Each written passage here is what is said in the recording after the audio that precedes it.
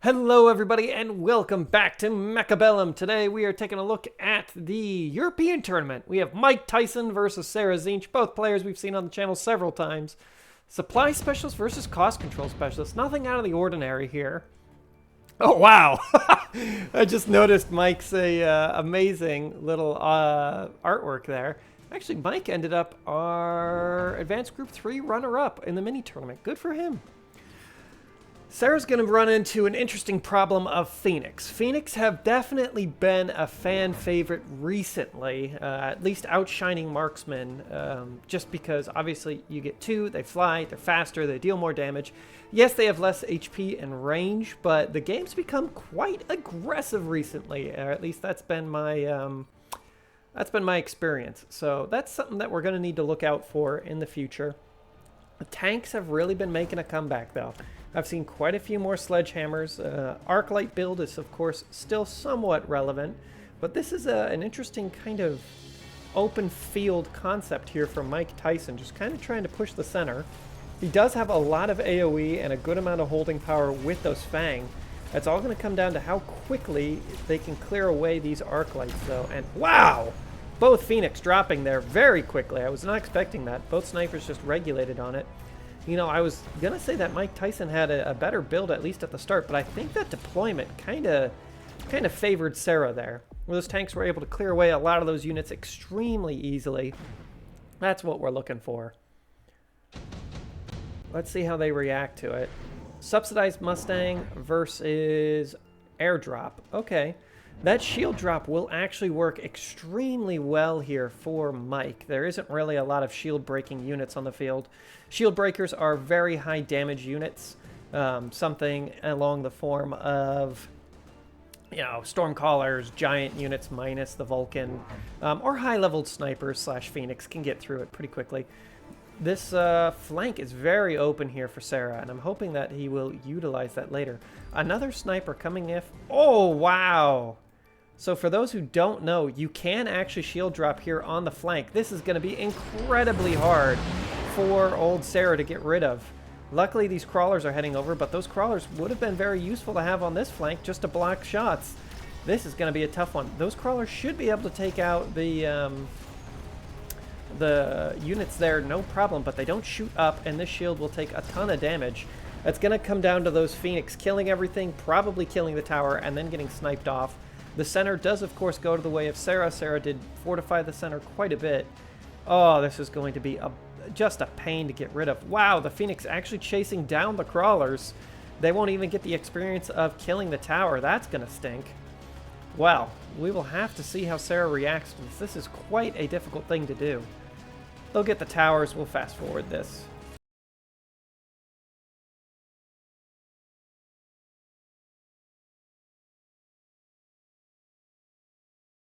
Alright, exactly what we thought would happen happened. Sarah's units walked across the field and eventually took out Mike, but Mike going for this dirty blow here, that's going to be really hard to get rid of. Haste module, one of the best cards in the game. Not surprised to see that picked up here. Extremely good with Mustang. Ooh, upgrading these. That sniper is really safely placed. I think it will still go down here very quickly. There'll need to be a unit to block that. Now, I'm wondering, can Sarah deploy a unit inside of this field? Can he put some crawlers right here?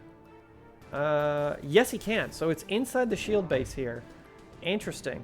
And that's why Mike Tyson's building up this Arclight, just to deal with those crawlers. As long as the Stormcallers can get through the shield this turn, really, that's all that matters. Increased range on the Mustang as well. An incredibly good pickup here. Should allow him to just clear this away. The snipers don't really need to be level 2. This Arclight being level 2 is going to be an issue. This is going to be a hard one to cast. Take a look here at the left-hand side. Oh, shield is nearly done, but it looks like there's a unit of sledgehammers to follow that up. And an Arclight. Wow. These Mustang are doing a good job, actually just putting out a little bit of extra damage, helping those snipers just get along with it. Oh my, this poor little sniper is going to be in for a tough one. Okay, is there enough to hold this? I think so. It's one unit of sledgehammers, mangled unit of sledgehammers versus what's left on the field, it's going to be tight. It's going to be pretty darn tight. We'll have to see. It really comes down to how these units engage on this sniper. They should take the tower in just enough time for the sniper to swing around and kill both those phoenixes. But this sniper's got a lot of... Oh my gosh. This could end badly. It does not. Okay. This should go the way of Sarah again, but Sarah's now going to deal with this extremely aggressive push and also be worried about his own flanks. Now, I would like it if Sarah tried to flip this on his head. Put a unit of crawlers right there. Mike gets the... What was that? The strike specialist. Oh no, so he's going to try and summon in more stuff. It's another arc light. Wow. Okay. Sarah could try and put some crawlers here just to rush them in. It wouldn't be a bad idea. More Mustang. Mustang will be fairly useful here. Oh, and a shield. Okay. Increased range on the sledgehammers for Mike Tyson. Upgraded sledgehammers for Sarah. By upgraded, I mean level 2. Interesting choices. And a lot more Mustang. Now, Mustang have received a nerf in the most recent patch. I'm surprised to see so many of them. It looks like these Mustang are here just to put out a little bit of extra DPS and get rid of these Phoenix. They're getting pushed forward, though. Oh, no. Those crawlers are pushing the Mustang outside of the range of the shield.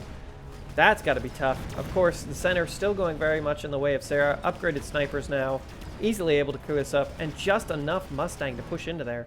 Now, this is what I would consider the old build of Mustang. This is how I build my Mustang as well. I've seen a lot of players replacing the missile interceptor for the extra damage tech on the Mustang. I think that's probably worthwhile. Mike chooses to get the extra 50. Sarah might go with the subsidized Stormcallers. Having a unit of Stormcallers right here would do extremely well. They could easily clear off a lot of that and deal some extra damage. And it looks like Mike's also unlocked a sniper. Will we see a sniper on the flank? No. Sarah still has the ability to turn this around very quickly by placing a unit or two on this side of the field. Simply placing down a crawler and then following that up with units of his own in the later field would work very well. Oh my, here's the big boys for Sarah. Melting points coming down. That's why he grabbed that senior manufacturing specialist. I think they're just here to kill shields, though. And a unit of Fang, just to kind of protect them. That Fang unit will actually be very useful. It should absorb a lot of damage. And probably be saved by that shield. There's the airdrop. Missiles are here just to kind of cut through that. Oh my. And this has got to be so frustrating. Having all of those Mustang just being pushed forward. Wow. Those shields will not last long against the melting point. Neither will the arc light. Of course, these Phoenix can make short work of everything else that's on the field. It looks like this isn't going very well here for Sarah. These melting points don't really have enough support. And those crawlers pushing his own units out was a death toll. I would reposition those crawlers. I think I would sell off those crawlers and maybe place one at the front of the field. Mike is slowly pushing this back. Pulling it back, I should say. He's been vicious this entire time. Tech versus the enhancement module. Interesting. Wow, lots of upgrades, lots of tech. There's the shielding again. The shields do go down, but it's really these crawlers that are the issue. What? Hackers? With range? What is he hacking? The tanks? Okay. Interesting. Look how many units Sarah has unlocked. That's a lot of money spent unlocking units. Yes, Mike has a lot of units unlocked as well, but these are all free, minus the tanks. But he spawned in with the tanks and the Phoenix. So I'm not sure. I think he spawned in with, excuse me, he unlocked one of these, but it's a lot less money spent than a giant hackers, Stormcallers, Mustang. That's a lot. That's a lot of units spent. We'll see. We'll see if Sarah's diverse army is able to beat this. Man, if having these at level 2 would be very important. But without that shield, I feel like this area is a little bit safer. Let's take a look at the front. Missiles instantly cleave through a lot of those little fang. Oh, and the hackers delaying this attack quite a bit. Unfortunately, these tanks are not up to snuff. Dropping very quickly. It is delaying this entire assault, though. It's delaying it quite a bit. Wow, those hackers really did do actually quite a good job. Now we see the Mustang able to push forward and deal with some of these Phoenix, but there needs to be a little bit more frontline chaff. This is the power of the Sledgehammer Phoenix. It is very common right now to see a lot of Sledgehammer Phoenix. Just because Sledgehammers have so much HP, they deal with most things very well. They deal with chaff units very well, and the best answer is Mustang to deal with all these Phoenix, but the Mustang cannot get through the Sledgehammers. At least not quickly or easily. In this case, level 2 Mustang with the haste module do make short work of it. Let's see if they can take out these Phoenix. Ooh, they do, but it's not quite enough. There was an extra Phoenix here as well. Need to kill that Phoenix just in time to save the melting point. Did not happen. It was closer, though. Improved fire control system for Mike. Heavy armor for Sarah. Putting it on a level 2 melting point would give it a lot of HP. Wow, 153,000. And there's the shields. And these hackers still have range. Okay. Spawning in with a lot of shields now. These tanks do not have the mechanical rage yet. That would be very powerful. I'd love to see the melting point spawning extra crawlers. There's another unit of crawlers, a good choice. Missile here just to kill this, not a bad choice as well. A lot of money is being spent on upgrades for both players.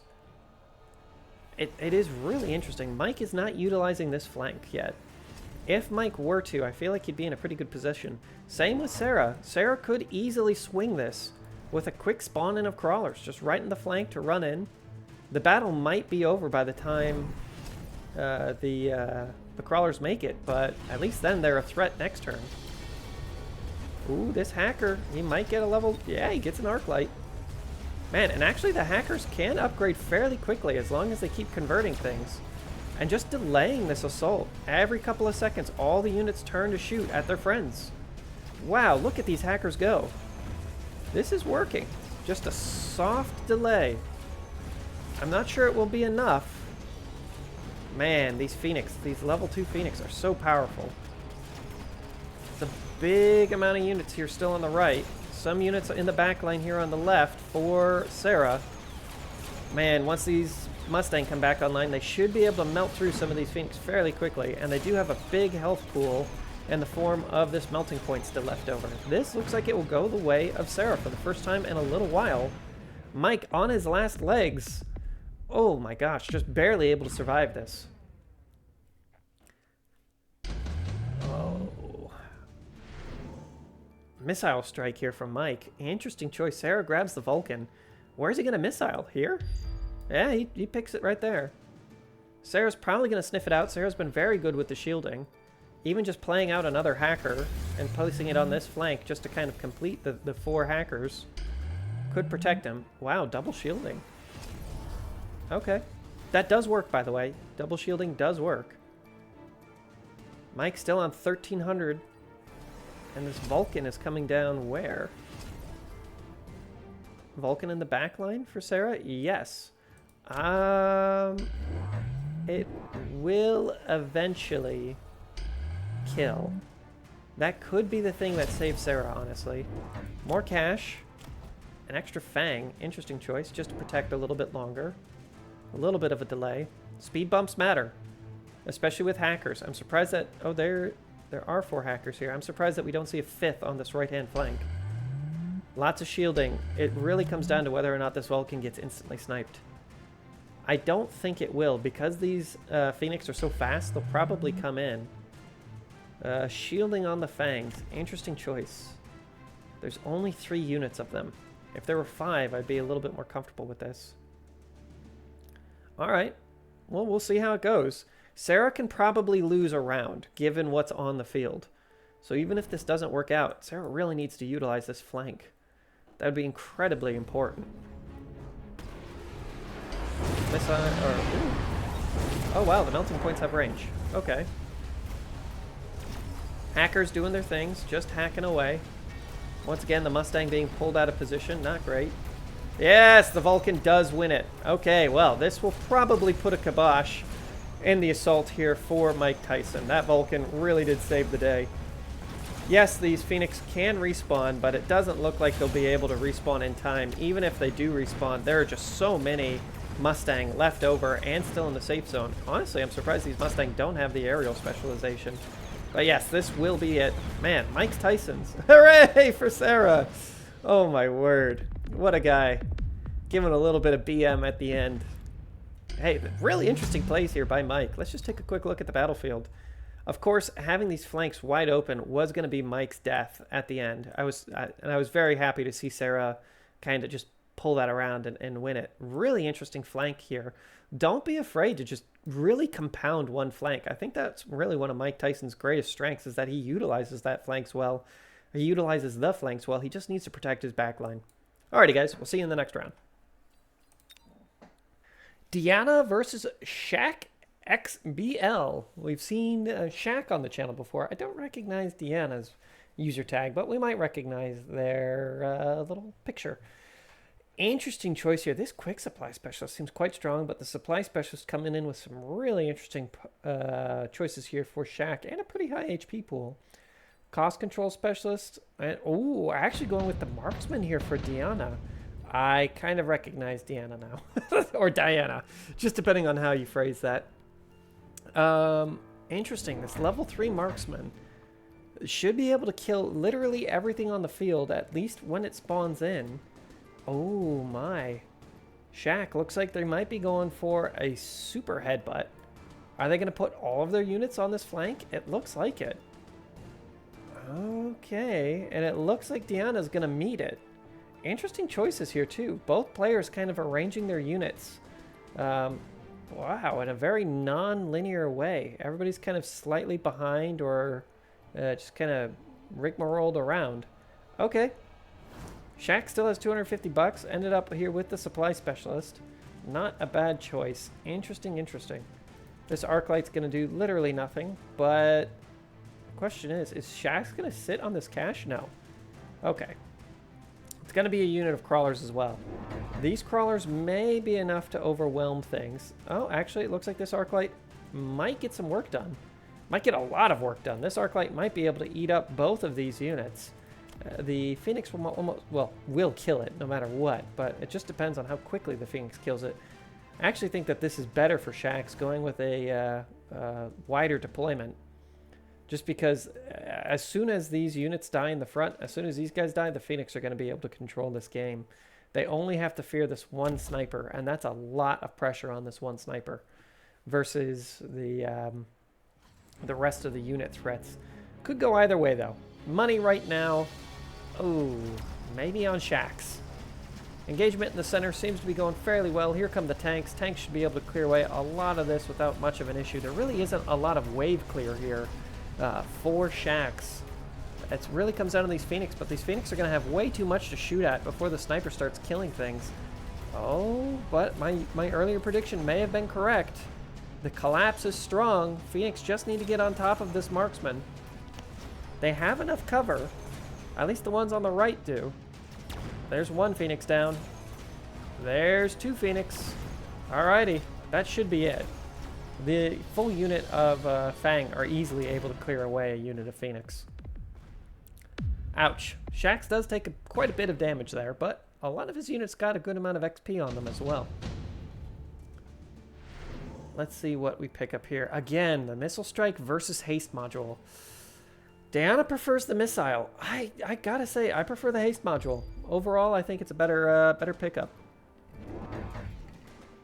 Shaq's could go with the subsidized arc lights as well. Would really help with the wave clear. Really, that's the only thing that he's struggling with right now. Looks like Diana grabbed a couple more Fang. Okay. Yeah, just a lot more Fang. Not a bad choice. Just having a lot of units, they are supporting each other. They're not quite in each other's range of fire. So one of the things I like to do is make sure that most of my units are able to overlap each other, or at least be very close to it. In the case of melee units, something along the lines of crawlers and rhinos. It really does help to have that overlapping fields of fire. Instead, opting for tanks. Interesting choice here. Mass-produced sledgehammers. Okay. Not a bad choice at all. There's 3 sledgehammers on the field now. They deal more than enough damage to get rid of all of the little creepy crawlies. And it will delay the damage coming out of this marksman. Really not a lot of things that can deal with medium-sized units here for Diana's army. Again, a lot of pressure is now being placed on this singular marksman. The other great thing about deploying the marksman is that you do unlock the marksman instantly. So having 3 unit variations on the field immediately is kind of good. I mean, obviously the marksman is free to unlock, but having that unlock done is kind of nice, because then it gives you a chance to unlock something else.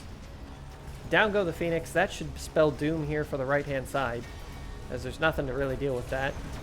Lots of tanks left, though.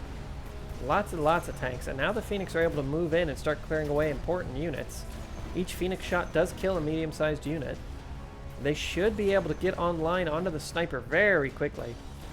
And yes, they will. That should be that. Man, 3 units of tanks. That's not something that you see normally this early. But that mass-produced sledgehammer, very, very good. It's going to be 2 units of tanks and a unit of Phoenix versus whatever's left on that right-hand side. A unit and a half of Fang. No problem. These guys got it. We'll probably see you back here in a moment.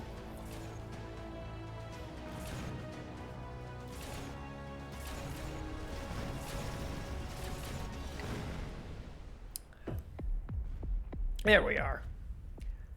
Shaq's able to pull this one forward a little bit. Diana has a ton of health to work with, though. Underground threat, I love it. Super good. The charge shot, very good as well. Especially on a unit like these Fang that are able to spray bullets around everywhere. Deployment module is great, but a lot of these units can already move by themselves.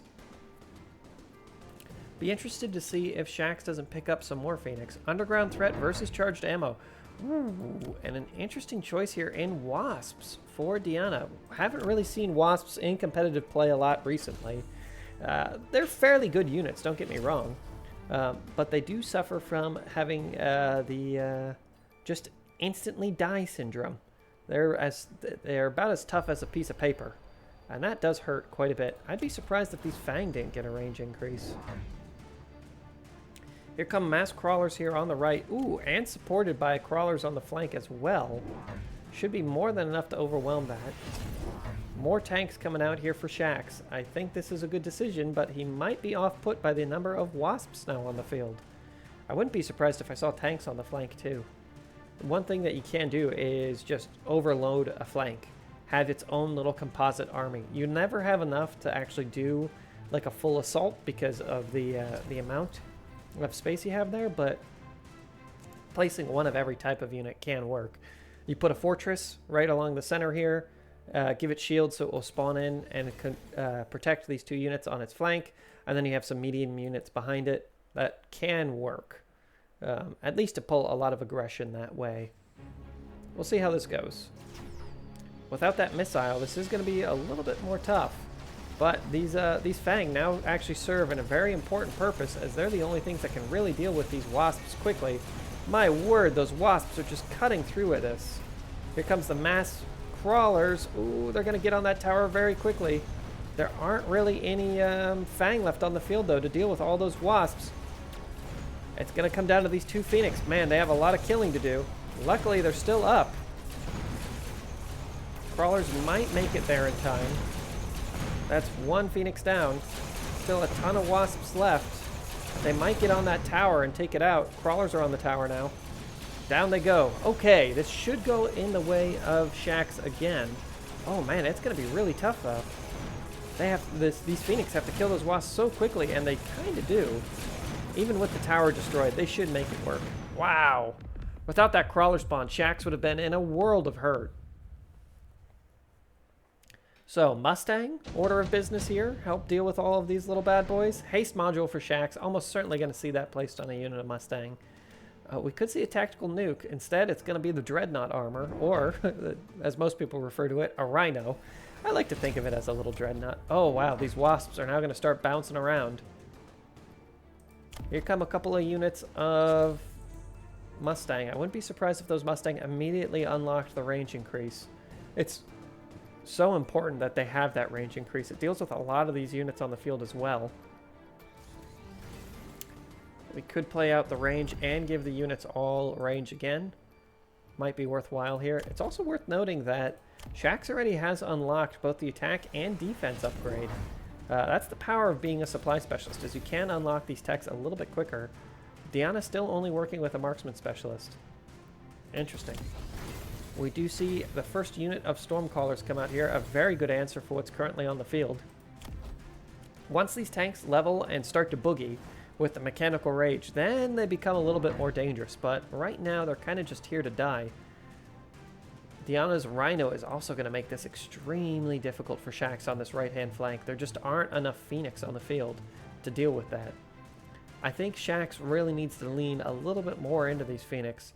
Diana's making some great plays here with only $50 left. Potentially just having two Stormcallers, you know, just kind of 1 and 2, completely cover the field, have those missiles able to just start pounding away. And they do have the rapid reload, or the Overlord launcher. Very important. Wow, those little crawlers were still able to get in there and decimate that unit of Fang. I was not really expecting that. Okay, Mustang should be able to deal with most of these Wasps fairly easily. They are still protected by those tanks for a moment. Wow, look how many of those Wasps went down. Not all of them, though. And there's still a huge amount left. Probably a unit and a half there. Can this Phoenix fire again? It does, just killing. Wow, that is very, very lucky here for Shaxx. These Wasps will be able to dominate the field once they make it in, though. There's a half a unit of Mustang left with the haste module. Ooh, and importantly, a couple of little Fang there to delay things. Okay, well, unfortunately, once again, Wasps just suffer from the dying syndrome of being basically babies. Okay, not too bad here. Looks like this will go in the way of Shaxx. Very, very well played.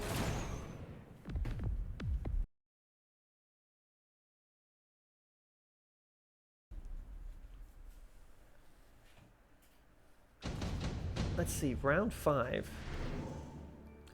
Ion Blast. Okay, interesting choice for a Diana. It could be placed right across the front. That could work, take out a lot. Shaxx taking a moment to think about it. That photon emission is not bad, but you know, it feels surprisingly weak unless you have a lot of very fast units that are instantly making contact. Unfortunately, also, the very fast units tend to have very low health, so that photon emission isn't nearly as powerful as you might think it is. Now, Diana's opting to upgrade a lot of their units. That will help over time. Once a unit gets to level 3, level 4, it really does outshine its level 1 counterparts. Of course, at level 2, they're already double as efficient, and it only costs half as much, but I'd much rather have 2 units than 1 powerful unit. Because the ability to outflank, draw fire away, all those things are very important. We do have the very important upgrade for the Mustang, that range increase. Really, really powerful, very, very important. I would say that range is probably the most important stat in the game, at least for myself. I love being able to shoot and kill before the enemy even reaches me.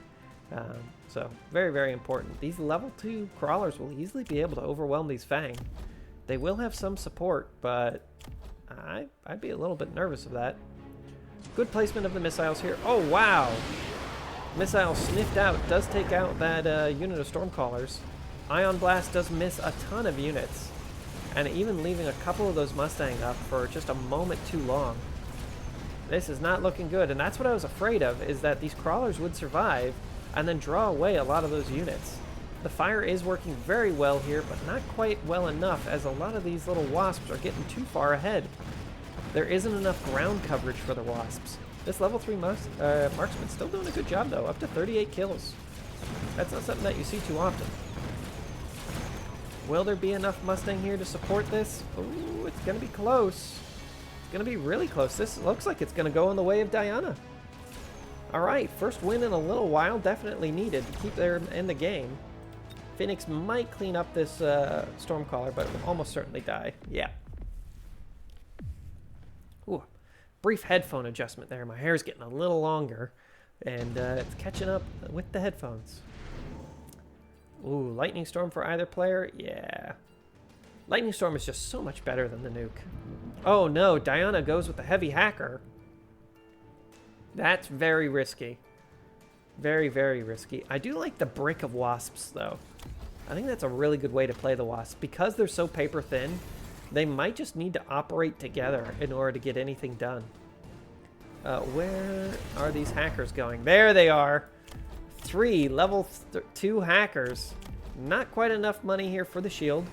But next turn, that could be quite strong. The tanks finally start dealing damage with the mechanical rage, turning them into bumper cars. I love that. Once you can turn your tanks into Ferraris with the speed specialist, oh my god. That's when you start having fun. Well, I do think that this is an important decision. Putting these wasps here on the right-hand flank, there really isn't a huge amount of anti-air on the right. A little bit more on the left where these units are upgraded. By units, I mean the Mustang. Oh, these flanks are somewhat unprotected here for Diana as well. Shaxx has a good amount of coverage on the flank. These upgraded Mustang really do just lock down a flank so well. Interesting, but Shaxx does opt to go with another missile on both sides. Okay. Hey, you know what? Just in case of random overlord or, I don't know, some fortresses or something that could slow that down, would be an interesting choice. These hackers aren't really doing much, at least initially. Lightning Storm's plinking away, able to get a lot of damage dealt there. Unfortunately, these units in the center are burning in the fires of their own ambition. Oh no, the mechanical rage tanks easily able to take out the majority of these hackers without much of an issue. The hackers need range and they need shields if they're going to be able to do anything. Here come the level 3 wasps, able to do some damage, but not enough. And most importantly, they're giving away a lot of XP to these Mustang. Ouch. Man, these Mustang are really making a name for themselves. Once they get this armor-piercing damage, my word, do they start hurting. It is a huge increase to the damage. I know it doesn't feel like that much, but they just shoot so fast. Shaxx actually goes with the heavy Mustangs. Interesting. That is going to hurt their range quite a bit, but you know what? Giving them a lot of HP. There really isn't much to do HP damage to them besides the Stormcaller fire. And this fire does what? 350 damage per second versus 2,000 HP. They can stand in there for a moment or two. Not the longest, though. Lots of Fang coming out here for Diana. Oh, we do have some extremely aggressive tanks here on the left. A very good choice. Okay, this is where I was thinking that the Fang would end up with that range increase. They're not going to be great against the tanks or the Mustang. The Mustang should still outrange them. No, just slightly underranging them because of the heavy Mustang. But of course, having a huge amount more HP, probably more important. Lots of Fang with shields now for Shaxx. Shields are lacking here for Diana, but I do like this double stacking of Fang. This is where we see this overlapping fire, just kind of building a fortress. Not a bad choice. The underground threat for Shaxx right in the center. I'm guessing this is just to cause mayhem for the Stormcallers. Not a bad choice. Here they come. Lots of fire in the center. Little crawlers were able to eat those Fang, no problem. Tanks in the back line. Not all of them were destroyed. That's got to be an issue. Not by much, though. Alright, and it comes... Oh, my word. This fire is cooking down the hacker. Oh. Lots of good Stormcaller hits, though. There are still enough tanks to make this work, but look at these little Fang. Plinking away, dealing a lot of damage. Earning themselves a lot of XP. Wow. That's very good. Diana won't die now. And if Diana can continue to upgrade these Fang, maybe giving them the mechanical range, that way they shoot very, very quickly, that could be really, really powerful. There's a lot of them left. They will die to these Mustang very quickly, but they're going to earn themselves a lot more XP. That's pretty important. Getting them up to level 3 is going to be really, really powerful. I was honestly surprised that that went that well for Diana. I thought this was their last round. Round 8, though. That's a lot of extra cash here. 4 Shaxx up to an extra what? 400 bucks? That's hard to beat. Amp core for Diana. Shaxx could go with the super heavy armor. Super heavy armor on these level 3 tanks would just give them a lot of HP. There's the mechanical rage that I was talking about. Increasing these arc lights, pseudo important. And the hackers have these shields with more Fang. Hacker Fang. I was not expecting the game to kind of go this route, but here we are with the amp core. Will the amp core, where did it get placed? No, it wasn't an amp core that got placed. It was something here for Shaxx. Hard to tell. Ah, there's the amp core. Onto the hacker. Okay. And just more Fang. My word. It's just Fang on Fang on Fang. Interesting choice to play the missile. Yeah. $50. They have an extra 50. Definitely need to unlock the enhancement module, or the enhanced range, and the high mobility. Wow. War Factory here from Shaxx. This can be dealt with if the Fang do get Ignite. Interesting choice to actually have the Ignite on the Fang over just extra damage. Probably worthwhile, though. Lots of missiles, lots of shielding for both players. We'll see. Have to see how well this War Factory does. That's a lot of extra HP. 184,000 XP. And with the recent changes to the War Factory as well, it can unlock 6 things. That's very powerful. Down go the majority of the missiles. These hackers are getting really far ahead of their friends. Not great. They're going to absorb the damage of the War Factory for a moment. Pretty important, actually. Fang are able to still put out a lot of damage. Not doing much to the shields, though. And the Fang are starting to crumble. This War Factory could be the death of them without the support of the rocket launchers. These Fang really suffered. The Stormcallers really did make a big difference. See how long it's taking these Fang to chew through the Mustang? That heavy Mustang upgrade was very, very important. I'd say normally this would go the way of the Fang with all of their upgrades, but the Mustang dealing a lot of damage and able to reach them still. That will be that for Diana. Well played here by Shaxx. Now, I did see LOL went up against Stressman. We'll have to see who. Stressman versus MZ Philomakito 726. Stressman did end up beating LOL. Really good job. Good on you, Stress. We'll have to see if he's able to overcome MZ. Ending up with the cost control specialist here. It is nice when you see both the cost control and supply specialist on your screen. That means that your opponent can't pick from them. So you know that you're going to have an economic lead pretty much no matter what, and you can make those choices then based around that. So what is the most defensive or aggressive depending on your playstyle? Of course, as mentioned earlier, this is by no means the way to always play, but if I get both the economic cards, I would prefer to play a defensive playstyle because the longer the game goes on, the more likely I am to win because I have more money. Versus if I know that my opponent probably has one, if not both, of the economy cards, then I might choose to try and play more aggressively. Because, of course, as the game goes on, they're going to be in a better spot. And that's why the Rhino Specialist used to be so powerful. MZ should have had his Rhino at round 3. Now it's coming in at round 4. And that honestly does make a huge difference in the amount of aggression you can put out. Also, it just gives your opponent a lot more money to play with in order to deal with that Rhino. Between round 1 and round 3 is what? 600, 1,000, 1,200 gold? Versus round 4, you get an extra, what, 600 on top of that? 800. So what did I say before? 1,200, you have 2,000 gold now on the field in order to deal with it.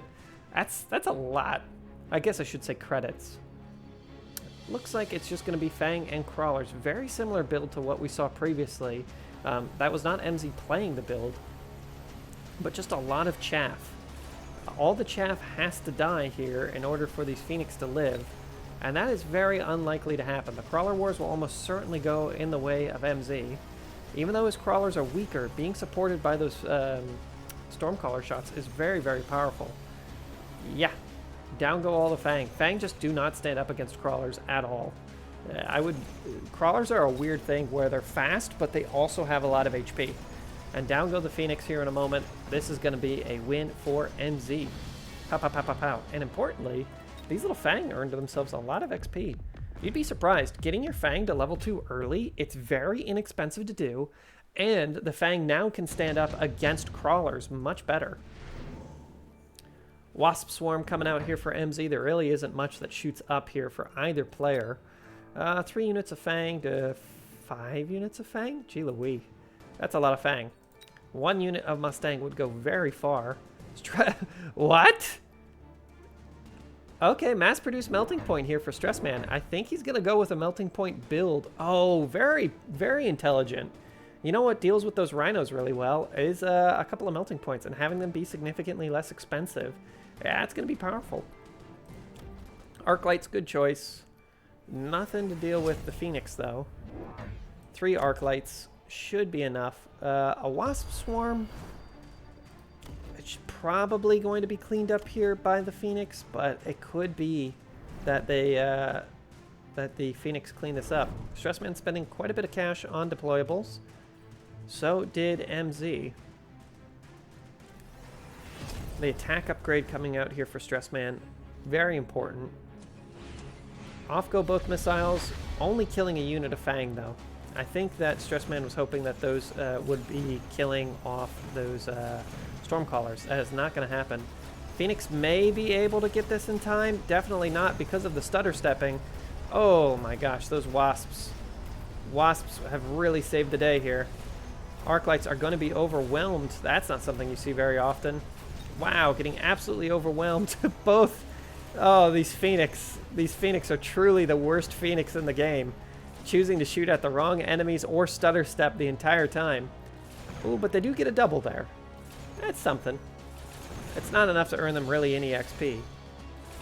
But at least if the Phoenix die to the Wasps, they're not giving XP to these extremely chunky Fang. These Fang have done quite well for themselves.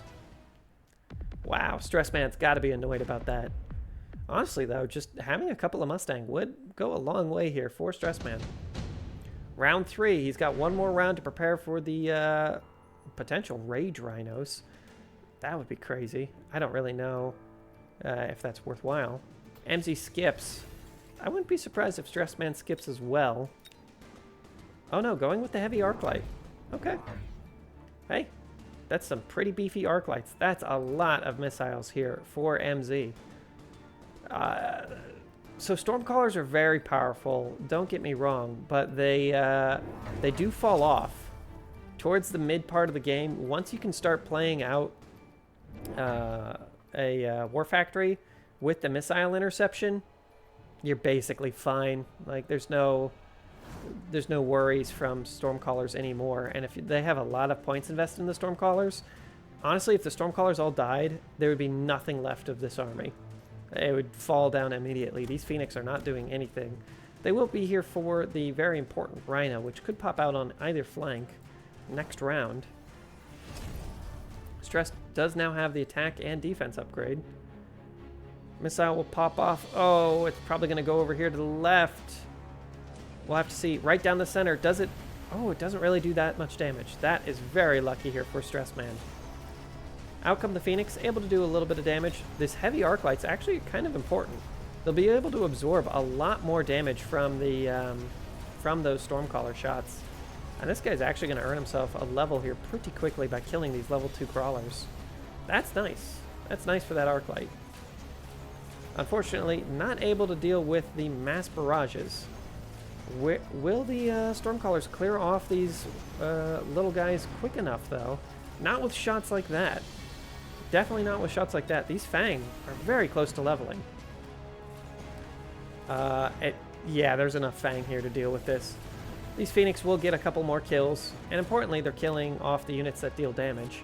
You know, if this Phoenix... Oh, I was going to say, if the Phoenix wasn't distracted and started going after the important units, it could have won this. And the Phoenix is going to be distracted. Oh, it totally could have killed 3 Fang. It will get down to 1. Oh, the one little Fang that could. The one little Fang that could. What a good little guy. That's not something you see very often. Oh, game was even laughing at it. Tank production. Tank production on top of the melting point could be very powerful. We do see cheaper melting points for Stressman already. I think he's thinking about it. Lots of Phoenix coming out here for MZ. Wouldn't be surprised if we don't see 3 of them. There's nothing that shoots up. Stressman does skip. It's going to be a fortress. Interesting. Could have had those cheaper melting points. Honestly, I think I prefer melting points over fortresses in this situation. Just because the melting points could be spawning out crawlers. And crawlers are a little bit more useful against the stormcallers. Still nothing to really deal with the stormcallers, and Stressman has a lot of money on the field that is just being instantly killed away by these stormcallers. Oh. I know Stressman probably doesn't want to do it, but spending $400 in missile interceptors would be pretty worthwhile here as well. This missile could do work. Oh my gosh, it might get these level 2 stormcallers.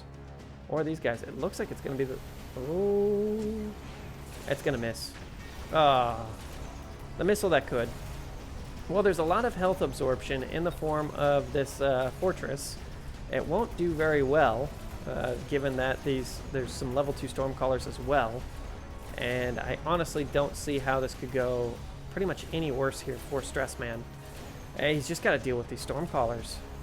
Once the stormcallers are dealt with, the rest of the army really does crumble. And if those stormcallers weren't landing all these punishing shots, oh, he'd be in such a better situation. Phoenixes with range really making a big difference in the Phoenix Wars. Stressman was not expecting that, instead spending a lot of money on a slow giant unit into stormcallers. There's no way that was going to work. I would say that was a interesting move. I hope that he is able to pull this up, though. I did put money on you, Stressman. Come on, show me the money. Tank production for MZ, really? Oh, wow, and there's the melting point. Okay. So, money... Oh, wow. There could be shielding. I'm not sure that's worth it, as the Stormcaller shots should just power through it. Anti-air barrage? Okay. Okay. Any unit of crawlers. Crawlers at the front would be quite good just to delay this a little bit. Maybe not that far up. So if you push your crawlers back a little bit further, they shouldn't be tagged by the Stormcallers quite as quickly. The Stormcallers will still waste a lot of shots, but... Oh, well, it looks like MZ did think that as well. Interesting choice here of the Fortress with the anti-air barrage. Normally considered the worst upgrade on the Fortress. It just really tends to miss a whole heck of a lot. I like these tanks, honestly. Tanks then that are supported by crawlers are very powerful.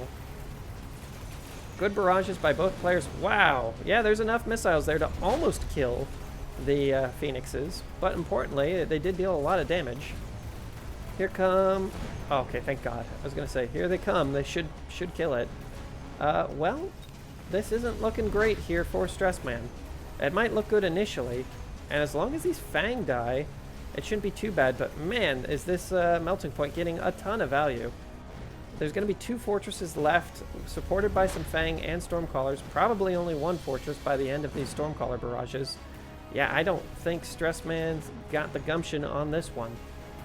Down goes the tower. That should buy him a little bit of time, maybe. Oh, more tanks spawning out. Stormcallers shouldn't whiff most of their shots here. Even while they're damaged, they do a ton of damage.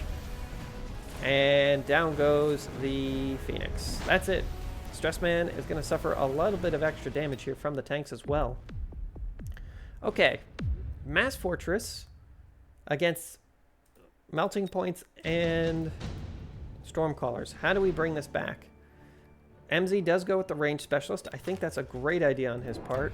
Honestly, giving the Stormcallers range would be incredibly powerful. I think MZ's not choosing to upgrade those Stormcallers because he thinks that at any point Stressman could easily deploy 3 to 4 of these missile interceptors and at least cut down on the damage that those Stormcallers are doing. There isn't really a lot of damage dealing on the field here for Stressman outside of the fortress, though. There really isn't great chaff clear. Instead, opting for the fisticuffs from the robots. That will help clear away a lot of the Fang, don't get me wrong. But what else is dealing damage? More Fang? Where is the damage here? We can clearly see and understand where all the damage is coming from MZ. It's all of these Stormcallers. And these Stormcallers need to be answered in some way. This one unit of Crawlers isn't going to... It just doesn't cut it. There needs to be something else. Let's see. I think MZ's got this. I think MZ's definitely got this. I do like that. Double up. Double up, double up. Play out some missiles. No. I know they're not great. I know they don't work all the time. But even just cutting down some of that damage is very important. Good idea by Stressman to block off these flanks. Just in case of a Wasp Swarm. Which that Wasp Swarm will still be deadly, but should be dealt with fairly well due to these Fang coming in to support. Yeah, that Wasps aren't going to do anything. Stormcaller shots are coming out. There's the first of the fists. Phoenix are back online. These fists actually deal with melting points fairly well, as long as they're the thing that gets fisted. We'll have to see if that is the case. Yeah, it should be the thing that gets fisted. And one melting point down. The other melting point did deal with the fortresses without really much of an issue. There's the second fist. Ouch. Alright, can this Phoenix kill the tower in one shot? I don't think so. And it really needed to in order to give these Stormcallers enough time to deal damage. This should be Stressman dead. Almost certainly. As more and more of these units spawn, man, this Phoenix is getting a ton of, saving Stressman a ton of damage. Is it going to be enough? Oh, it's close. He can do it. He can bring it back. He's got a lot of the puzzle pieces. Just needs to turn off these Stormcallers. Tech spec for MZ. I'm surprised he didn't go with the Giant Hunter, but I think MZ knows that he's got this game. Stressman going with the Photon Emission. A good choice. Honestly, even just some crawlers right here to turn those guys down a little bit. Oh my god, it's more Fortress. Great choice here by MZ, grabbing these shields. There's a lot of single point high damage on the field. Just grab a shield. Shield will block one instance of that damage completely. This is a lot of Fortress.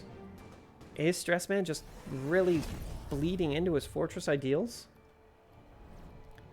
I don't know. It could work. It could work. I don't think it will, but I mean, I've been surprised in the past. As we see more and more melting points deployed, though, I'm feeling more nervous about it. Still nothing to answer these 4 Stormcallers that have just been doing absurd damage. Huge amount of damage, huge amount of kills for both of these units. It's number 1, number 2. Where's number 3 at? I would be surprised if it's not the melting point. No, it's the other Stormcaller. Wow. Those Stormcallers are definitely holding the game right now. Missile comes out, eats up one of those Stormcaller shots. Not a bad idea. Melting points now have range. They should be able to come online very, very quickly. Man, without anything here to get rid of these Fang, I think that this is going to be a real issue. There's a lot of Fortress left. They're not spawning Fang yet. And when they start spawning Fang, at least they'll have a little bit of shielding from the melting points. Here it comes, and that fist does absolutely nothing. Spending both fists just to clear away a unit of Fang, that's not what you want to see. These Fang are able to absorb so much damage. Oh no, both the Phoenixes are down. Phoenixes are down on all flanks, but this is definitely it. Great pickup here by MZ. Well played by Stressman. Be surprised, yeah, if these melting points still didn't make it into the top 3. Oh no, here we go. Good job. Good job, little guy. Finally made it in. Oof. Stressman taking a huge amount of damage there. Well played to both players. We'll see you in the next round. Congratulations. We have Majortiene versus just an insane amount of numbers. Major going with the Supply Specialist, Steel Ball, and Crawlers. Okay, very fast. Could follow that up with the Mustang. That entire build has been nerfed. Giant Specialist here for the string of numbers. Also coming in with Steel Balls, but instead Fang. A little bit more defensive build out. Oh, wow. Majortiene, Master Chief with the rocket launcher. One of the favorite builds when I was in middle school. He's even, I think that's the old Master Chief armor. Great game, Halo. I remember going over to my friend Mikey's house when I was real little because he had an Xbox. and we'd play the heck out of Halo until we had to go do our homework, and then we would be sad. Oh, actually, hey, with that extra 50 bucks, Major can actually just put a unit of Mustang down. Those Mustang would do really well at clearing away a lot of these Fang. I think that this is a great choice here by our crazy string of numbers. Just going with a couple of arc lights to clear out chaff. He has good single point damage. Major, oh, I was going to say, Major might recognize that there isn't really a lot of anti-air here. Instead, go with some Phoenix. Having some Phoenix later in the game will be very important. Oh, Major's flank's really wide open. Number is a little bit safer. We'll see how it goes. Man, putting this into the YouTube description is going to be really annoying. You guys probably don't realize this, but one of my most favorite but also least favorite things is writing down everybody's names. And yeah, just having a really long, annoying name can sometimes be a disaster. Steel Ball should win here on the right. Actually, hey, having these little Fang here plinking away actually made a big difference. You know what? These Fang were shielded by the Steel Balls during that engagement. Very, very well played. It's unfortunate for Majortiene, of course, but I liked that. Those Steel Balls operate like very fast tanks. Oh, wow. The improved Sledgehammer is great, but they cost $100 more. That's what you want to see when you already have Sledgehammers on the field. Both players opting to skip. Not a bad choice. We do see some Stormcallers come down immediately. Will Majortiene block this with either a unit of Crawlers right at the front? Or there's the Mustang. Those Mustang could be really powerful if placed on the flanks.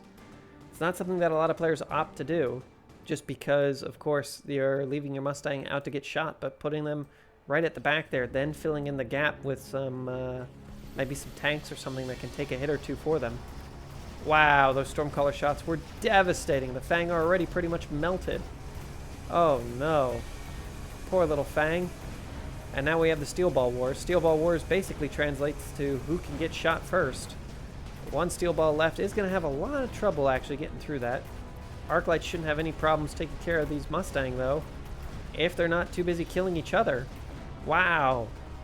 Alright, the Stormcallers only have to contest with 2 units of Mustang there, and they do stop outside of Stormcaller range. Very well done. There's a couple of Fang here that just might make it inside of range. Not quite. Poor little guys. But this looks like it will still go in the way of our blue player. Majortiene not quite getting a break here with these Stormcallers. Potential to actually get some good kills in. Stormcallers normally can shoot an arc light while it's walking. For some reason, they really struggle against tanks. But we'll see. Pretty much no matter who wins here, it's only going to be by a very minor amount. Oh, the old drunk Stormcallers. Can they launch? They do. Will it be enough? It's not. Okay. They'll need one more launch. This could actually still win it. It's not taking any damage. It should be able to get off at least 2 volleys. Oh, it earns a level. This might be enough, honestly. Go, little Stormcaller, go. Oh! That was so close. That was madness. If it had gotten one more missile, I think it would have been enough. 600 to 650. Orbital Bombardment could be used at least one more time, I would think. Extended arc light range for Majortiene. Not a bad choice. Subsidized Steel Balls could be quite good. Honestly, just having some Steel Balls at the front wouldn't be too bad. Instead, our blue player does go with the Orbital Bombard. Oh, interesting choice. Majortiene does place an arc light on the flank, double arc light on the flanks, just to try and gimp these Mustang before they make contact. Not a bad choice whatsoever. I'd still like to see something on these flanks. That would be very powerful. Looks like a lot of players are betting on our red player. I do like the betting system. I wish that the players playing the game couldn't see, because I do feel like that can tilt players. I also think it would be really fun if within the tournament we could hide some player names for a more competitive match. That way, you know, the community is somewhat small. I might know how Lull plays, or I might know how Stressman plays. So not knowing who you're up against in the round might honestly make the game a little bit more competitive. Good choice for the run of the crawlers here. We'll be able to delay a couple of those things. Wow, and this one arc light is drawing away so many units. Incredibly important. That orbital bombardment was also very, very useful here for 444. Good damage coming in. Those steel balls will almost certainly claim the tower. Oh, maybe not though. Yeah, almost certainly. Almost certainly. Oh, the tower on the right does go down. Isn't really enough here to stop this though. So I do give this over to our blue player once again. That's a lot of steel balls left, and they do just build damage based on how long they're on a target. Oh, that's awkward. But they... Oh, do these steel walls... No, they're not separating. There just happen to be a unit of Fang in there or something. Really good placement here by Majortiene. Honestly, I think that if Majortiene wasn't orbitally bombarded there, he would have won this. That felt pretty good. Will our string of numbers go with the lightning storm? That's not a bad option. Speed specialist for Majortiene. Get those units in there quick. Wasps would be incredible here as well. Just having some wasp in the background. For our string of numbers does agree. I was calling them 4400 just because, oh no. The wasps are going to get gimped. It's almost always better to place the wasps on a flank because they're just going to get torn apart by both these Fang. It happens. Alright. Crawlers on the left-hand flank for Majortiene. Arc light damage, very important. Arc lights shoot very quickly. They should be able to get through this very fast. Here's some Phoenix as well. Really not a lot of anti-air. It's just those two Fang in the background now. Those two Fang might be enough, but these Phoenix will certainly clean everything up. Okay. It looks like a fairly good choice here by our blue players. I would honestly tell them to hold on to this $100. Holding on to a bit of cash is very important. Oh, also very important though, guarding yourself against the wasp swarm. Out come the wasps, the Fang all turn around, and that's some dead wasps. Yeah, they barely make contact. The wasps are kind of a joke. Nothing here at the front though, and down will go the tower. With all those units being pulled off, it's really difficult for our blue player to really make anything happen. Missile gets deployed. That's probably not what he wanted or needed to have happen. And now the Fang are going to make their way in. Are there any Mustangs left to support this? Yes, there's 4. That's a lot of Fang for 4 Mustang to deal with. Now there's 3? Yeah, there's no way. Tower will drop, and that's a lot of Fang to kill. These 3 little Mustang may be able to get some work done, but I highly doubt it. Oh. Nope. That's not going to be enough. There's just too many Fang. Well done, little Fang. They're going to kill themselves some planes. It's not something you see every day. Luckily, the Stormcallers get in the way and take a shot. That way, our blue player takes a little bit less damage. It's the annoying thing is that sometimes your units that you don't want to die will go kill themselves. Wow, Major has a ton of range on his units now. Our blue player could go with the top supply specialist, though. That would be a lot of extra cash. It's a big investment early on. He does have the health to make it work. That range specialist is very powerful, though. Something needs to be done against these flanking units because it is just completely like neutering this flank, allowing these units to get in here way too quickly. What did he pick up? Range specialist for the increased 12 range. Not a bad choice.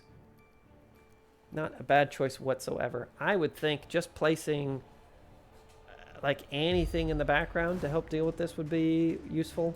Just some crawlers right here would be very good to run in, deal some damage, or heck, even a Mustang or 2, and this backline would be worthwhile. Instead, it looks like just some tech upgrades.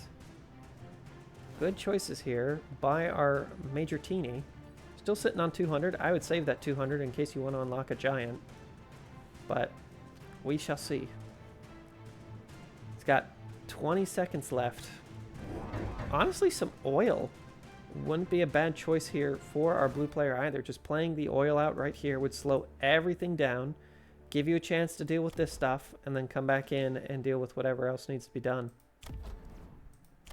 These arc lights have so much range. 800 damage a shot is more than enough. Lots of missiles. That may be a mistake here. Missiles drop, and they do deal a lot of damage. Drew away a ton of this. Okay, it's not looking awful here. Steel balls in the center are going to be a little bit annoying to deal with, but now they're down. And there's still a good amount of Mustang left. Oh, will the steel balls make contact? Yes. Will the tower drop? The answer is also yes. Both towers at almost the same time. Man, this has got to be rough for our blue player. He's got all the right pieces. They're just set up incorrectly. Well, not incorrectly due to his own volition, but Major just really knows how to play those out. Man, having both those towers drop at the same time is just so painful. Man, these little Fang, they don't often get used as anti-air, but man, are they good at it. If they have enough support. It's because they shoot so fast, and flying units just don't have a lot of HP. In general. You know, obviously an Overlord has a good amount of HP. Our blue player does pick up the tech spec. I wouldn't be surprised if red went with the super heavy armor. Super heavy armor on level 3 steel balls. That's a lot of HP. Then you give them the armor enhancement, and oh my god, they basically never die. We do see Overlords coming out here for our blue player. Overlords spawning wasps? No. Overlords with the Overlord artillery. This should help. Oh, there it is. There's that super heavy armor on the steel balls, up to 43,000 HP. How much does the Miyamoto cannon do? 12,000 damage. Yeah, these guys are going to be able to absorb a lot of hits. Very, very important. Who's got the missile? It looks like it is our blue players. Giant Specialist is nice. You can drop out those Overlords a little bit quicker. Can these guys shoot up? Yeah, they can eventually shoot up. Makes the arc lights a little bit more dangerous. Well, these Overlords may do enough. Wow, this center is already collapsed. Man, those steel balls aren't going to have any problem just getting in here and dealing with this. Super heavy armor really making a big difference. Oh, and down it goes. There just needs to be some oil here to delay it. Just for a few turns. That's really all that is needed. Oh my god, these steel balls. They're so strong. They're so strong. They can take so much damage. And these poor Overlords will eventually be picked to death by the Fang. Just little pistols at dawn. Oh my, the Overlord even wasting its Miyamoto cannon. Oh, this Overlord might be able to carry it though. It still has a lot of HP. The Overlords are able to take out a lot of Fang, and these unupgraded Fang don't really do great. If they had the Ignite, it might be a different story. Wow! Okay. Looks like these Overlords will make it work. Imagine being a Fang and being hit by like an orbital bombardment gun. Like, what did I do? I just have a little pistol. Blammo! 12,000 damage. Oh, photon coating. Very important here. I wouldn't mind the Lightning Storm by our blue player. And he does pick it up. Lightning Storm on this flank just to slow down those units. Very powerful. In fact, even putting the Lightning Storm slightly on his own side. Overlords do both reach level 2, which should help them a little bit against these super aggressive arc lights. But now that the arc lights are shooting up, I don't know. That seems pretty darn dangerous. Stormcallers are doing okay damage-wise. It's one of those units that you just can't sleep on. And the back line here for Major is still really wide open. Just spawn in a level 2 unit of Mustang, and they'd be able to come in here and clean this all up. I think he's going to wait for later. In fact, there's even a cheeky unit of Phoenix here that I didn't really notice. Are these guys flying really low to the ground? What the heck's going on with that? Is that... Am I crazy? No, they don't normally fly that low to the ground, do they? These guys are like hoverboarding. Okay. Good for them. Just be a little nuts. Blue players are using a lot of deployables this game. I don't mind it. I don't mind it at all. I bet this is like a number puzzle or something. And if you put it all into the computer, spell it backwards, and then flip it around 3 times, it will tell you your future or something. Just a thought. Missile drops. Good missiles on pretty much all sides. Here's the Lightning Storm. Yes, slowing down the steel balls. That's what's important here. Now, the Overlords are not protected within the shield from these really aggressive arc lights. So, luckily, it is disrupted a little bit by that lightning storm, and the Overlord does survive, at least for an extra second. I'd be surprised if this Overlord would have survived that without that lightning storm being a part of the factor. Man, if these arc lights were firing the slowdown shots as well, that would be devastating. Very important win here by our blue player. Is it enough to win the game? It's going to be really close. It's going to be really, really close. Not quite. Major has one more round left in him. Let's see if he can't make it happen. Electromagnetic blast for Major and for our blue player. There's the blast just to slow everything down. I wouldn't be surprised if there was mass shielding coming out here by both players. Yep. Of course, the electromagnetic blast does get through these shields very quickly, but... Oh, and extra wasps here. Oh, one unit of wasps followed up by a unit of mustangs would be very, very powerful. Okay, so this is something that I see a lot of players do, is that they will separate the electromagnetic blast and the orbital bombardment. I love to put them both down, just right on top of each other, because you're going to almost certainly get rid of the shield with the electromagnetic blast, and then that will allow your orbital bombardment to do the damage it needs to do. Granted, these are all super heavy units, so the likelihood of them getting through there is quite low, but it is what it is. Photon emission could be quite good, but all of these units are pretty darn squishy. A rhino in the back line would be quite fun. A lot of units already unlocked. There's some missiles. Oh, and these are some very important missiles. Will we see some shielding, though? Wow, that's a lot of missiles. But he only needs to win this round. There's the shield. Very important. We'll need at least one more. Now, that shield shouldn't cover the Overlord. We'll have to see. It does look like it's within the shield. No, there it goes. Oh, I'm just an idiot. While everything was... whatever. While everything is deployed, all the units are closer to the ground. I'm just insane. Okay, Overlords on the right and left, though, able to take care of those steel balls without really much of an issue. The electromagnetic blast dealing a lot of damage to these units. Once this Overlord does get its Miyamoto cannon back, it will be a bit more of a threat. It's not looking great here, though. Ooh, down goes the tower for our blue player. Red is just marching up the field. Go Majortiene. There's, what, 2 Phoenix left versus just an absurd amount of Phoenix? Wow, and look at these guys from downtown, able to pick off the Phoenix. Fully upgraded arc lights. This is going to be a real issue. Those Overlords will probably need some support. Photon emission.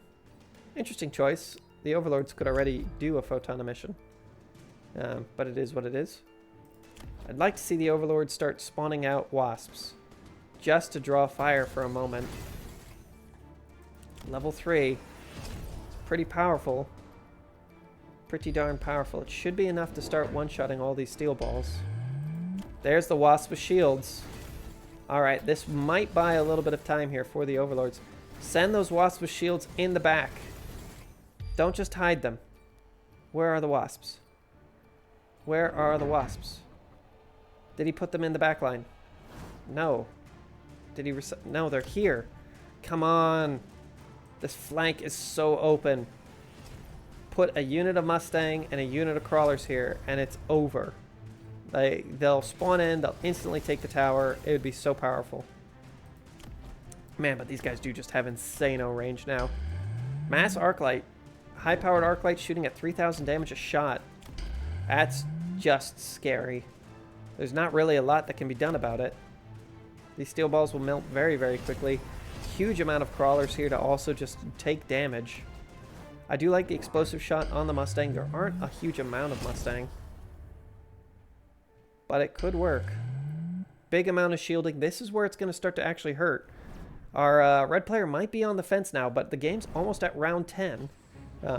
Meaning that our red player's gotten a significant economic lead. Not only that, there isn't really anything that's being done to countermand all of this lost money on the deployables. The deployables aren't surviving. Man, those wasp spawns are pretty important. These wasps are still taking a lot of shots. Oh my gosh, that photon emission was very powerful. And the explosive ammo really did help. Here comes some more wasps. Can they spawn? Yes, just gets them out. Not before all of the overlords do die, though. Extended range on the Phoenix, very, very important. Down goes the tower, and once again, it's this left side collapse. It looks like Red's going to give us at least one more round in this game. Oh my god, look at these just insane arc lights. This is such a difficult thing to beat. I do think that an overlord in the background is necessary. Electromagnetic impact, probably for both players. I wouldn't be surprised. There's the impact. Our blue player's suffering massively. He's really losing cash. Oh my god, this arc light's up to 213 rage. It's level 6. Oh, it's so hard to beat. The oppressive arc light build. Yeah, you can't really do steel balls against it. Steel balls normally a very good answer to arc light. Can't be done because these now do 7,000 damage a pop. Even with the armor enhancement, it's not nearly enough. They can pop into crawlers. That does kind of work. Just because it does delay the arc light shots a little bit. But there needs to be some flanking action here just to draw some of these units away. Even just 2 units of crawlers to just pull all of this crap away for a moment is worthwhile. Mass shielding for both players. Oh, this is going to be rough. This is going to be really rough. More Phoenix coming down onto the field. Missile. These little crawlers are still trying to run. Another 2 overlords. Place them in the back and let them spawn out units. Place them way back here. Oh, very good play here by our red player. Missile interceptors do intercept overlord shots, and overlords don't shoot very quickly. Another reason why we don't see a lot of overlords very often. It was popular probably, I don't know, how old's the game now? Like 6 months ago? 4 months ago? When overlords first were introduced to the game. Now, not so much. Electromagnetic impact really doing the business here. Slowing down a lot of these overlords. They would have loved to have been working on those wasps. Of course, the wasps do. The cooldown still counts, which I think is kind of silly, but it does actually happen. Where's this electromagnetic? It's still on these guys? Wow. That's crazy. All right, well done. I think this will be the death null here for our blue player. That looks like 1,700 damage. That's a lot of Phoenix on the field. Mass Phoenix, we've seen it a lot of times. I believe we'll be moving on to our finals. Well played to both players. For all the money, our predictions were wrong. We have MZ versus Majortiene. Interesting choices here. I did not expect to see either of these 2 players, mostly because I'm not familiar with either of these 2 players, but they both played extremely well. Cost control versus supply, nothing surprising here. Man, I would like to see the introduction of another faction. Let's just call this like the Terran faction. It'd be pretty cool to me if there was at least 2 or 3 more factions added to the game. Even if it's just different unit decals and things, that'd be kind of fun. But just something to differentiate it a little bit. Like, hey, these guys have slightly less HP but deal more damage. Or, you know, they don't have access to some units, but their other units are much stronger. Like, they don't have access to artillery pieces, but all of their crawlers spawn in units of, what, 30? Just something, you know? But anyways, there's a lot of time to think in between these rounds. I do like this pickup here by MZ. We have seen a real lack of ability to deal with Stormcallers in this tournament. I've been checking on them throughout the games, and they've normally been in the top 1 or 2 allied damage-dealing units, which just shows how much damage you can do with unanswered Stormcallers. So really, really important. Major's sitting here kind of thinking about what to do with his last $100. I see nothing wrong with saving that 100. When the next turn comes around, play out your units like normal, unlock a giant unit, and then on round 3, play out 2 or 3 giant units depending on your card choices. That can really catch some players off guard. I've done it a few times, especially with like a flanking fortress. or 2 flanking fortresses. The next turn you give them both shields and also add in some damage dealers behind them. That could be very powerful. Anyways, we'll see how this goes. I do like this Mustang and Marksman opener. A really, really good choice here. Unfortunately, the deployment of these units, not so great. They're just going to get absolutely obliterated by these Stormcallers before they're able to deal with the crawlers. And being a cost control specialist here for our Major does mean that the crawlers are just going to do a great job.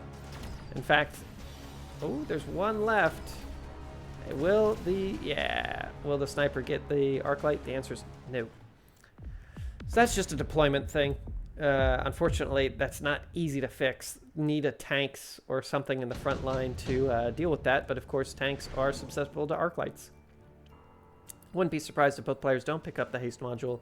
I do love the strike specialist. Like, this guy just seems super intense.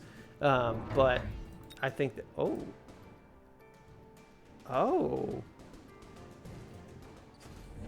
Major did skip. Grabbing some Stormcrawlers of his own. Still sitting on 200. Could go with some more crawlers. Having a unit of crawlers in this center line would actually do quite well. Instead, opting for a missile here from MZ. Interesting choice. I'm not really sure the purpose of that. I guess to kill the sniper? Seems kind of like a waste. We'll see. I do like this little box that Major has built for himself. Just a sweet little insulated box. Neither player has Phoenix on the field yet. We'll have to see if they do make a debut, as there are already several Mustang on the field for both players. I would think so. Now, our Major might be tempted to go with Marksman. Marksman, oh, there's that extra crawler that we were talking about. Is taken out pretty much instantaneously, but this does mean that the Marksman should have no problem killing off this arc light again. Oh, no. He gets distracted by a unit of crawlers, as is the Marksman's way. Just tends to be the way that they use, or tend to play it out. Stormcaller's actually making a big difference here.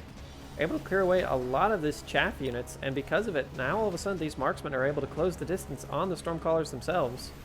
That might buy friendly Stormcallers enough time. It doesn't look like it. Down it goes. Arc lights, man. Arc lights making a lot of difference here. These Stormcallers allied top 1 and 2. That's gonna be the way of it, unless there's something that can interrupt those artillery pieces. Incendiary bomb almost certainly coming out for both players. Shield device actually for Major. Well, it's not bad. And having all of your units in a box does mean it's a little bit easier to defend them against things like the incendiary bomb. And he didn't have to spend money on it. There's a lot of deployables coming down here. What is MZ doing? He did just plop out some more Fang. Fang are okay. They should do moderately well here. I wouldn't be... Wow, the fire is bad for both players, if I'm honest with you. That's the problem of having too many, like, fast, cheap units of your own. Yeah, this seems like a good place to put it.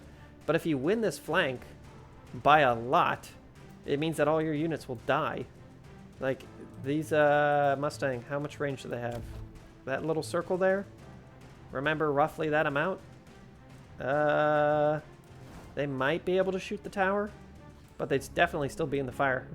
So, kind of is what it is. More Stormcallers. Huge amount of fire. Everything's going to burn and die. Look at these missiles being shot down, though. Very, very important. And now these guys, all these crawlers are easily able to make it in, just delaying things by a huge amount. Wow, those Stormcallers are great. And yeah, all the Mustang did die. Meanwhile, the super long-range units are able to take out friendly or enemy units while still within the shield. I kind of think that fire placement... I get why it was placed there, but I don't know if the fire was the choice. Just looking at their fields afterwards, I know I immediately was like, man, pick up the fire. That sounds great. I like fire, but it was perhaps the wrong choice here. Man, these little guys, I wish that you could click on them and see how much damage prevention they had done, because they have honestly stopped so much damage from coming through. That is so powerful. So powerful. In fact, these marksmen are still up because of it. Good win for Major, kind of evening up the game. Finally, we do see players playing the missile interceptors. We did see it in another game, but there's a couple games where missile interceptors would have made a huge difference. Amp Core or Skill Specialist? Probably Amp Core. Charged ammo for Major. Man, Major's really changing it up. Picking random things that I'm not really used to. He could get the electromagnetic explosion already with the charged ammo. So put it on Mustang, maybe? MZ might... I think MZ just skipped. MZ skipped? Wow, that's a huge battery of Stormcallers. Just an absolute monolithic amount. Okay. Major also unlocks Fang. Having a unit of Fang here wouldn't be a bad idea. We do see the Dance of the Crawlers here by MZ. Not a bad choice. Still sitting on 800. I mean, he doesn't know about all of these Stormcallers, but the moment a War Factory comes out that can shoot these things down, honestly, the War Factory would be able to kill literally everything on the field. It's just going to be Missile Battery versus Missile Battery, though. And I have to give it to Major's missiles. He's got more of them, and he's got some missile defense. They both have equal missile defense now. I still think Major has this. His missiles are behind shields. He's got a couple more of them. It should work out, maybe. Yeah, it looks like some of those missiles are getting through. It's more because those missiles are concentrated. Let's see, the arc lights making a big show of themselves. Able to clear away a lot of those units early. Now it's up to the shielding to do its stuff. Shielding's working. Who's got the charged ammo on them? Is it these guys? It is these guys. Should help a little bit. I mean, it's not really that important. It doesn't slow down your opponent from shooting. And really, that's what's important there. Yeah, it just slows down their speed and disables tech. If it also reduced damage, that would be pretty darn good. But it looks like the missile batteries for Major will be the deciding factor here. Will the missiles kill the enemy missile interceptors? No. Okay. That's actually quite good here for MZ. MZ could go for that War Factory, shooting down missiles. It would pretty much guarantee his win at this point in the game, but obviously a couple of melting points a turn later would absolutely wreck a War Factory. Skip and skip. Okay, both players playing this pretty fast, pretty loose. Oof. More Mustang with range. Decent. They can get in there and deal with the Stormcallers a little bit. I'd like to see the increased damage on these guys. That would make them scary. It's surprising how much extra damage your Mustang will do with the armor-piercing bullets. Just having that's basically the same as having an explosive ammo. Explosive ammo is more important when dealing with Fangless shields, but it is very powerful. Is it going to be another unit of Mustang? What a weird build. MZ's really struggling here. I think MZ wants to go with the... oh, goes with more Mustang. Oh, and Wasps? Why did you unlock Wasps? Wasps of all things. And he plays a unit of Wasps. Wasps. Okay. I mean, he didn't know about the extra Mustang. I'll give him that, but... I guess if the Mustang are cleared away, then the Wasps would work very well against the Marksmen, which are the only other things that can shoot up. Okay. Dance of the Crawlers for both players. One will be dipping a little bit into the shielding, though. Definitely not ideal. Missiles are being shot down by both players. Oh, a couple almost kissed the shields there. Some are now landing, but luckily that extra shielding is there. A lot of protection here for these Mustang. Mustang are barely earning any levels, though. And down to go just a huge amount of units. It's Mustang on Mustang war. Who's got the best Mustang? Ooh, and a few crawlers extra. Those crawlers could be the deciding factor here. Sniper's able to slowly march in. Does get a shot. It's something. And those crawlers able to absorb a lot of damage, but it just there's more missiles for the side of Major. And having those extra missiles is very important as those interceptors become weaker. These shields matter. The shields are able to protect a lot. Oh, will this drop? The shield still has not dropped. Shielding and missile batteries. Very, very powerful. It's getting close, but it has to go in the way of Major. He's just got so many extra missiles. Huge amount of Stormcallers. Very, very good. Very, very well done. Yeah, both players are skipping. Oh, no, and down go a couple of the missile interceptors. That's not what you want to see. Oh, this little guy, though. He's running hot. He might actually win this. Oh, my gosh. This little missile interceptor that could. Able to protect itself and its allies. Okay, I did not see that coming.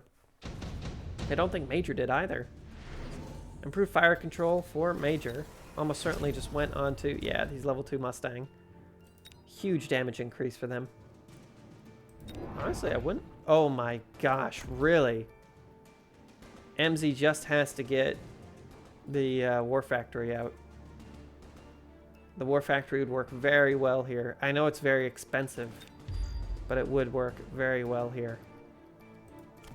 Didn't notice the Wasps really do anything. Is it really just going to be Stormcaller Wars? Oh my god, this is Mecha Mayhem. Just so many Stormcallers. With fire, though. Okay. Does anybody have Stormcaller range? No. Oh, the Stormcallers with the range would probably do a little bit better against enemy Stormcallers, but just madness. This is just like, I don't know. I imagine this is like the 41st parallel or something. We're just missiling the crap out of each other. Gee Louise. Everybody needs to calm down. Okay, well, both players have just decided on mutual destruction. A lot of shielding here for both players. Lots of missile interceptors. The Dance of the Crawlers. Missile instantly gets shot down. I was surprised that that was even played out. Oh my gosh, look at these things just blowing away. There is fire that landed, though. One or two did tick through.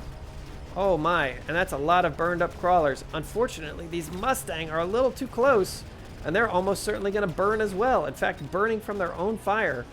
Oh, that's got to hurt. Now we see enemy Mustang entering the flames. That might be enough. There are some crawlers in the back here just to add a little bit of extra oomph. Man, that fire's so good. It's cooking away all of these Mustang and cooking away some of the Stormcallers slash snipers. But that is just so many missiles. They are just landing fast and hard. Missile interceptors are dropping.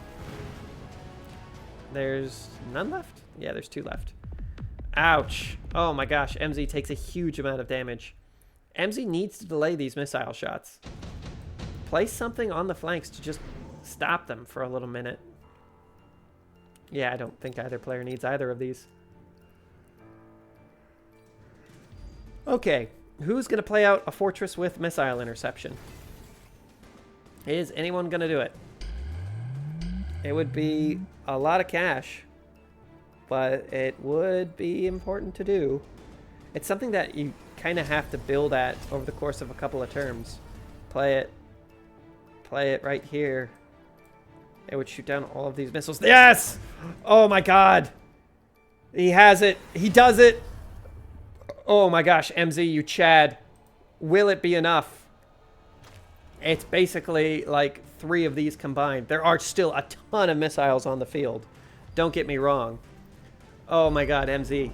I hope the best for him right now. The fire's going to pop out. The fire for MZ. Yeah, it's going to pop out there with the oil. This might be enough. MZ might be able to clean this up. That missile interception is going to be huge. How many snipers are on the field? 2, 3, 4? 4 level 2 snipers.